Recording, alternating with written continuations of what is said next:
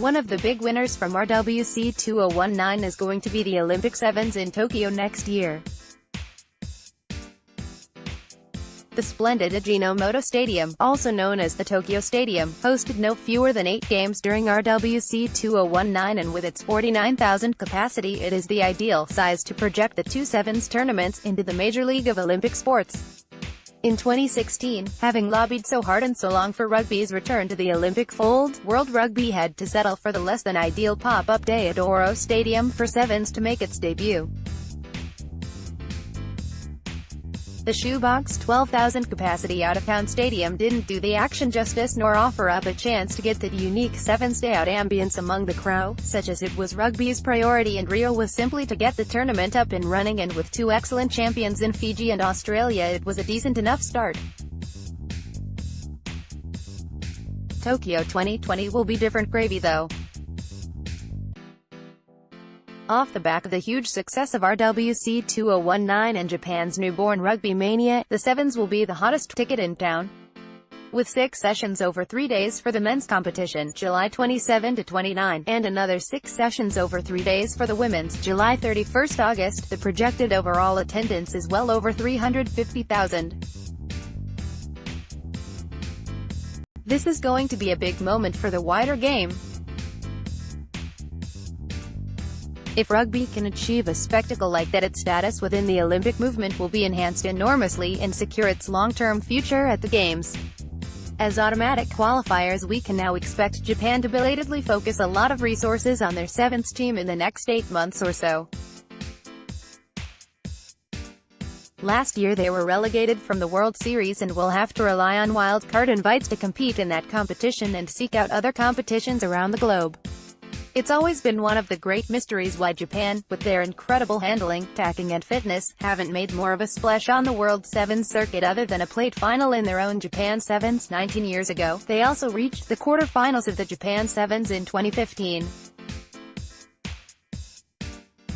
At the World Cup their record is also poor, their best results being 13th in 1991 when they won the bowl and again in 2001, but at the Rio Olympics there were strong indications that they are about to take the sport seriously. At the Deodoro Stadium they beat New Zealand and Kenya and only lost 21-19 to Great Britain to reach the quarter-finals, where they beat France. In the semi-final they did better than most against the all-conquering Fijians, losing 20-5 before they ran out of steam in the bronze medal match against New Zealand. Flying the Olympic flag, the Ajinomoto Stadium, which hosted the third-place playoff match between Wales and New Zealand during the World Cup, will be the venue for Rugby Sevens during the 2020 Tokyo Games. Getty Images Sevens would seem ideally suited to the Japanese, but the truth is, with RWC 2019 looming for the best part of a decade, Japan's focus has been almost exclusively 15s, founding a Super Rugby franchise and developing the national team. Only now can they widen their scope a little, and it takes no stretch of the imagination to see a handful of their World Cup squad transferring easily to the sevens field. Off the top of my head I give you back rowers Kazuo Kamano, Michael Leach and Amanaki Mafi, live wire scrum half Yutaka Nagale, fly half Yu Tamura, gifted player maker Timothy Lafayette and speed merchant Kotaro Matsushima. Perhaps Kenki Fukuoka, one of their star turns in Rio and at this World Cup, could be persuaded to delay his premature retirement at the age of 27 to become a doctor. On the subject of the Olympic Sevens, we are about to enter a busy period in the qualification tournaments over the next month or so. In the men's competition, hosts Japan in the top 4 in last season's World Series, Fiji, USA, New Zealand and SAW qualify automatically, and this summer Argentina, Canada and Great Britain joined them via their continental qualifying tournaments.